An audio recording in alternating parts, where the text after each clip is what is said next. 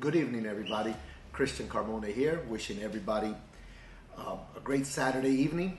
Just to give you guys, well, not necessarily updates. It's here to talk a little bit from the heart as I just launched my YouTube channel and as we're getting booked on so many podcasts. So we've had two major podcasts already booked. And people are starting to ask me, because sometimes the podcasters just, they want to know just certain parts about the story. But sometimes they don't really ask what really inspired me to write Zeal, where all of this came from. And if you know a little bit about me, all of that inspiration and all of that came from God himself.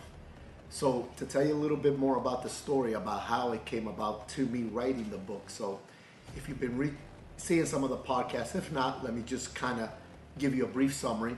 I was in jail, detained on an illegal entrapment charge here in Broward County.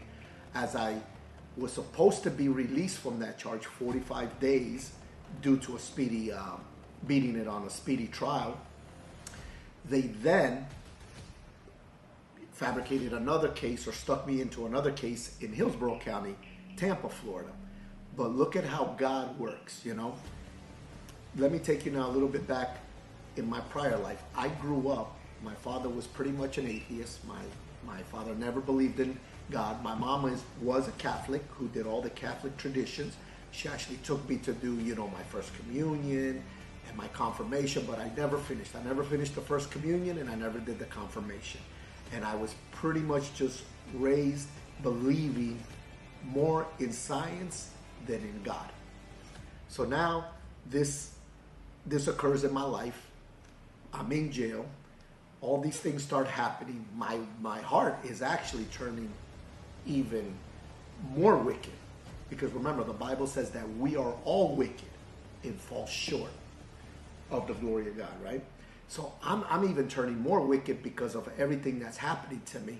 So now here I am, I'm about to be released with an even more wicked of a heart, right? And God steps in and allows them to put another charge with me in Hillsborough County.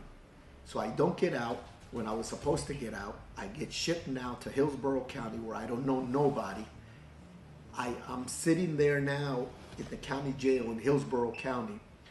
And in there, an inmate, who my cellmate at that moment in time was a gentleman, happened to be, a white, Aryan and all this. And I guess he had something about Spanish people. This is the first time I really felt racism in my life. And the guard happens to probably also be of the same ideology. And they pretty much set it up to where he made it seem that I was making a lot of ruckus and a lot of noise in my cell. Of course, the guard comes, gets me, blames it all on me, just to get me out of the cell so he wouldn't have to share a cell with me. And now I get 10 days in the hole, what they call there. In the hole, just me. It's pretty much now you're in a cell by yourself for 23 hours of the day. You can't come out. You're only allowed to come out 1 hour of the day. So now I'm really broken. Like broken. Because here I am. I was supposed to be released from Broward. Don't catch another charge. Get sent up to Hillsborough. My heart is even weak. My heart is even more. How do I say it? My heart is even more turned into stone. And now, as I'm sitting there now in this cell, in this unit by myself, the only thing I was allowed to have, because they took away all my property, all my everything, was a Bible. And now I'm broken. I am spiritually bankrupt. And since that's all I had to look, I pick it up, and of course it was the farthest thing still from my mind that I wanted to read or anything, but it's all I had. And being that I was spiritually broken, I picked it up and I began to read it. Praise be to God. I start reading the book of Ecclesiastes for whatever reason. I didn't know any of the books. I didn't know nothing. I just started reading Ecclesiastes, and if you've never read it, it's King Solomon who wrote Ecclesiastes, which the Bible says he was the smartest person, the smartest human being that ever lived, because he asked God for wisdom, and God gave it to him. And that wisdom that was in Ecclesiastes started hitting I wouldn't say at that moment in time my heart, but it did start opening my mind and say, wow, the Bible is really not how I pictured it. You know, you think about all these fairy tale stories and all these other things, but no, there was a lot of wisdom in there. There was a lot of truth that I'm like, wow, if I would have known this from before. And I started realizing that all these misconceptions that maybe my father had or other people who told me what they thought about the Bible, that I allowed entered into my spirit and made me have all these misconceptions. So I started reading the book of Ecclesiastes during those 10 days. I remember at night when they would turn off the light, there would just be a small little sliver on the top of that cell where the moonlight would come in. And when that moonlight would hit, I would look for that moonlight so I could continue reading at night. Now, I wouldn't say yet God has touched my heart, but something did awaken within me the curiosity to want to continue reading the Bible. So now I get released from the 10 days in there, and this curiosity, this spark is there. And some other brothers come outside, 2 older men, I can't even remember their names, and they're having a Bible study. And they take you out of the unit for this Bible study. And I go ahead and I partake in this Bible study. And in that Bible study, that's where whatever the gentleman was saying about the love of God, it just started striking to every chord in my heart. I started feeling something touching, something pricking in my heart. And at that moment in time, it just, I don't know. Look, I can't talk about exactly how or what. I'm not talking it's a supernatural or nothing like that. But that same wicked heart, or all that pressure and all that stress of it, of the evilness of the world, of myself, I was the evil one, right? Started just lifted up. It kind of like vanished.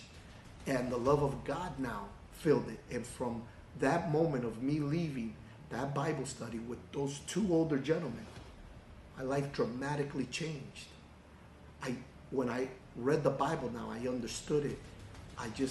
It just started becoming to me like what Jesus asked us to do, to become my bread of every day. And I just started then reading the Bible, and partaking in Bible studies and things like that. So to get to writing Zeal, so now the Lord has touched my heart, has touched my life, has changed my life forever. My eternity now has been changed from being in hell to being in heaven. And for that I am grateful. And for whatever reason, I did not deserve it. I wasn't looking for him. He searched for me. Even in all my wickedness, he brought me out of a miry clay. He washed my sins, which were as red as crimson, and made me clean. And so I started writing. What I originally started writing for other detainees in there was poems. So I would write poems for their girlfriends or their wives or for whoever. And I started just writing poems, and I became very well known in the facility for poems. And one thing led to another, and as I would tell my testimony, people would always say, you should write a book, you should write a book, you should write a book. And to occupy my time, aside from reading the Bible, studying the Bible, listening to the Bible on my radio, God inspired me to write Zeal. And that is my testimony. And in there I did a total of 4 years being detained, fighting the illegal entrapment. And of those 4 years, it took me 2 years, by God touching my heart, to write Zeal. And here we are today, and may all the glory and honor be for Jesus, now and forevermore. Amen.